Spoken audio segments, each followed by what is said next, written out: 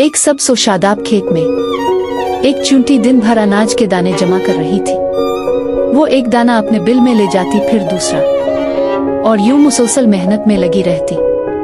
दूसरी तरफ एक हरा भरा टिंड ग्रेसहापर गाता बजाता कूदता फिरता और खूब इंजॉय कर रहा था। टिड्डी चूंटी से हंसते हुए कहता, अरे चूंटी बहन, गर्मियों के दिन हैं, खुशी से गुजारो। ये अनाज जमा करने की क्या जल्दी?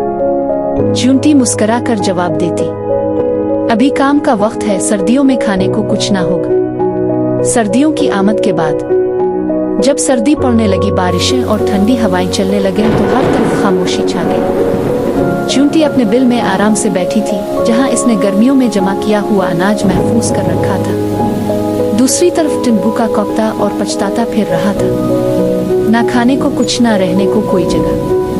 टिड्डी चूंटी के पास आया और कहा, चूंटी बहन, मैंने तुम्हारी बात न मानी, अब समझ आया कि वक्त पर काम करना क्यों जरूरी है। चूंटी ने इसे थोड़ा खाना दिया और नरमी से समझाया, मौसम बदलते हैं, लेकिन अक्ल और मेहनत इंसान को हर मौसम में कामयाब रखती है। इखलाकी सबक, मेहनत का फल मीठा होता है और वक्त पर काम करने वाला कभी मुश्किल में नहीं पड़ता। आज की मेहनत कल का सुकून है।